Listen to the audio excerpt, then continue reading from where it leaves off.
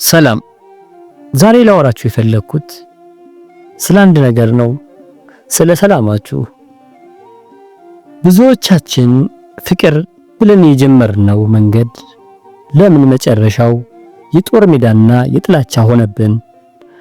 ልባችሁ ቶሎ የሚያፈቅር ለሰው የምታዝኑና የዋህ ለሆናችሁ ወጣቶች ዛሬ መንፈስ ቅዱስ በውስጣችሁ የሚናገረውን የጥንቃቄ ድምጽ ይዤላችሁ መጥቻለሁ። አንድ ሰው ለትዳርም ሆነ ለፍቅር ፈጽሞ እንደማይሆን በምን እናውቃለን? 5 ምልክቶችን እነግራችኋለሁ። እነዚህ ምልክቶች ስትሰሙ ልባችሁን ጠይቁት። አንደኛው ምልክት ፈጣሪውን የማይፈራ ሰው። ስሙኝ፣ ፈጣሪውን የማያከብር በቅዱሳን ነገሮች ላይ የሚያሾፍ ሰው አንተን ያከብራል ብለህ እንዴት ታስባለህ? የሁሉ ነገር ምንጭ የሆነውን አምላክ የናቀ ሰው ነገ ባንተ ህይወት ላይ ሊጨክን አንድ ሰከንድ አይፈጅበትም። ሁለተኛው ምልክት ራስ ወዳድነት።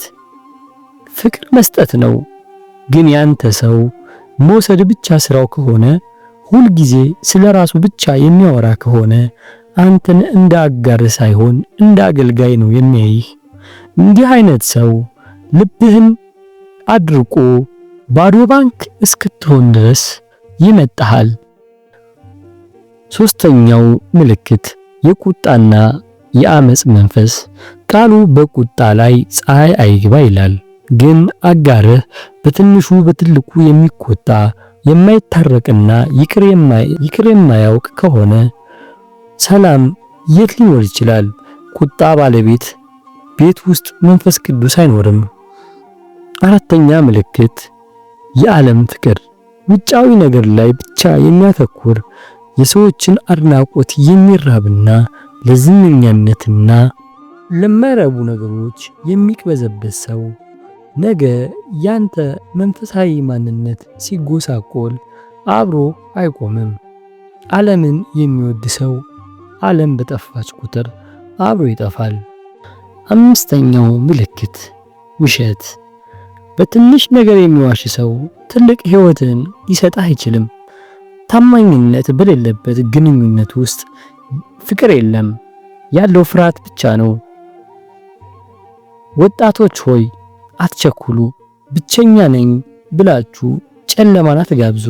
ዛሬ ሰላምን የሚነሳህን ማንኛውንም ግንኙነት በቆራጥነት መዝጋትህ ትክክለኛው ለተቀደሰው ሰው ቦታ መክፈትህ ነው። አሁን ራሳችሁን ጠይቁ። ይህ ሰው ወደ ፈጣሪ ያቀርበኛል ወይስ ያርቀኛል?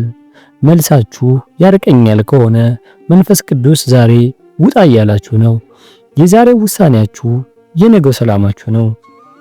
ቻናሉን ሰብስክራይብ አድርጉ። የመንፈስ ቅዱስ ሐሳብ ያለበት ድምጽን ሁሌም ይዘንላችሁ እንመጣለን። ፈጣሪ ከሁላችን ጋር ይሁን። ሰላም ቆዩ።